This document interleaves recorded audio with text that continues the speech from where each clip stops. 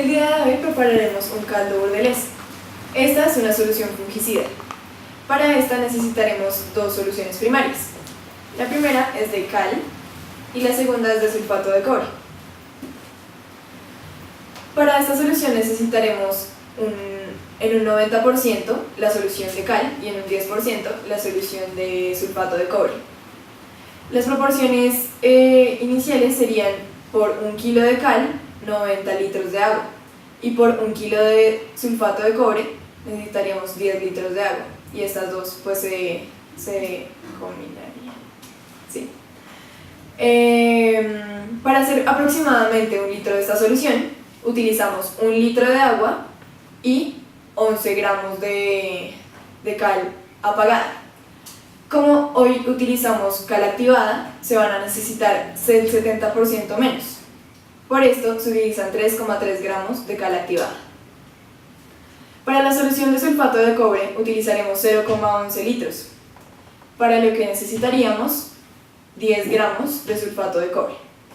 La disolución que vamos a preparar a continuación es el producto entre un sólido disuelto en un líquido.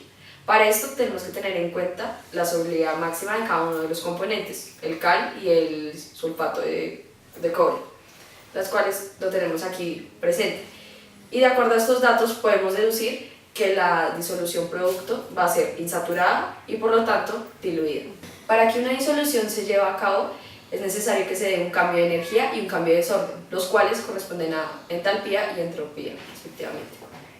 Los pasos a seguir son: en un recipiente aparte, con el soluto, se debe agregar una pequeña cantidad del solvente, el cual en este caso fue medido con una probeta de 50 mililitros con una incertidumbre de 0,5.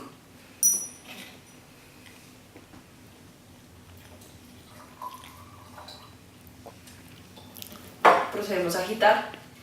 Y al agitar lo que estamos haciendo es que haya un aumento en la energía cinética del sistema, lo cual causa cambios en la entropía y en la entalpía, que a su vez favorecen la solvatación, que en este mismo caso es la hidratación.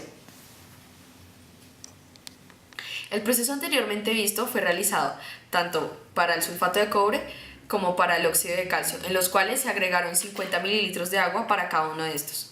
Teniendo en cuenta la solubilidad máxima de los componentes, podemos observar que en el sulfato de cobre está completamente disuelto, pero está saturado, mientras que el óxido de calcio no está completamente disuelto, pero está sobresaturado. Esto también se puede relacionar con el grado de subdivisión de las partículas. Esto quiere decir que entre más pequeño sea el grado de subdivisión de las partículas, más fácil se llevará a cabo la disolución. También hay que tener en cuenta el origen de las sustancias. Por un lado, el óxido de calcio se obtiene a partir de roca caliza y el sulfato de cobre se obtiene a partir de cristales minerales.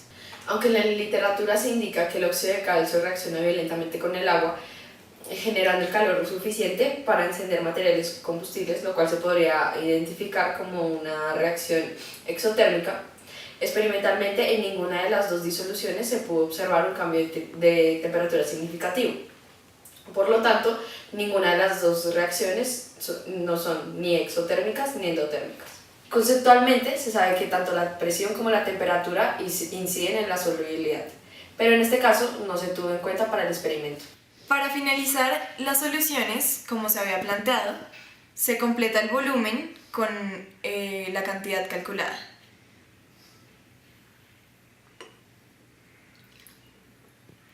Al final tendremos 0,11 litros de la solución de sulfato de cobre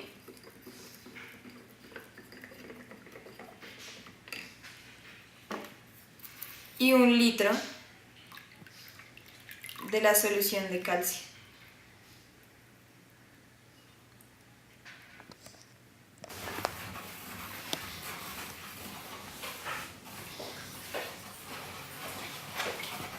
Finalmente, se obtuvieron las dos soluciones primarias para la realización del caldo bordelés, que es una disolución líquido-líquido, en donde el sulfato de cobre es el soluto y el óxido de calcio es el solvente, porque está en mayor proporción.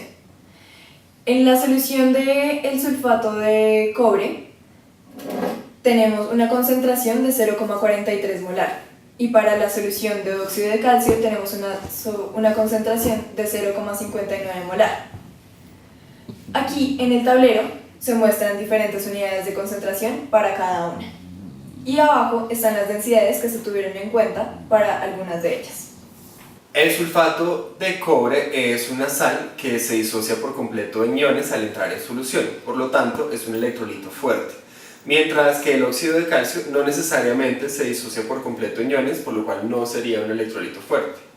De esto tenemos que la solución de sulfato de cobre tendría un comportamiento electrolítico mayor que la de óxido de calcio, lo cual significa que tendría un comportamiento de conducción de la electricidad mucho mayor.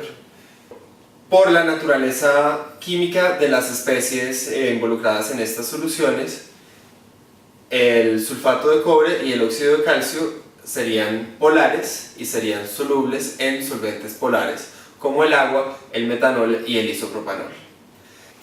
La fuerza de atracción intermolecular que prima en la solución de sulfato de cobre son las interacciones ion-dipol con los dipolos del agua, mientras que la fuerza de atracción intermolecular que prima en la solución de óxido de calcio son las interacciones dipolo-dipolo entre el dipolo del óxido de calcio y el dipolo de las moléculas de agua. Las propiedades coligativas de las soluciones que se derivan de la presencia de soluto en el solvente son el cambio en el punto de ebullición, el cambio en el punto de congelación, el cambio en la presión de vapor y el cambio en la presión osmótica. Para las soluciones que preparamos, gracias a que teníamos la concentración en molalidad, pudimos calcular el cambio en la temperatura de ebullición y de congelación para la solución de sulfato de cobre y para la solución de óxido de calcio. En la solución de sulfato de cobre, el punto de ebullición aumenta 0,29 grados centígrados y el punto de congelación disminuye 1,1 grados centígrados. Mientras tanto, para la solución de óxido de calcio, el punto de ebullición aumenta 0,030 grados centígrados y el punto de congelación disminuye 0,11 grados centígrados. No lo comprobamos experimentalmente porque carecemos del material con la sensibilidad necesaria para detectar este cambio con respecto a las propiedades originales del solvente. Para terminar de preparar nuestro caldo bordelés, que es una solución de un líquido en un líquido, debemos vertir la solución de sulfato de cobre en la solución de óxido de calcio.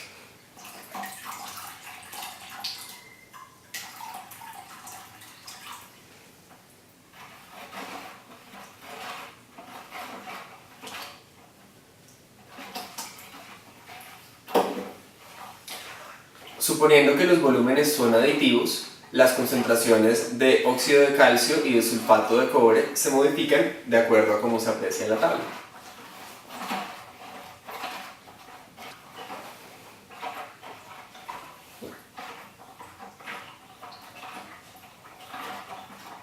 Por último, el caldo bordelés no se puede utilizar con esta concentración, sino se debe realizar una dilución para poderlo aplicar en las plantas.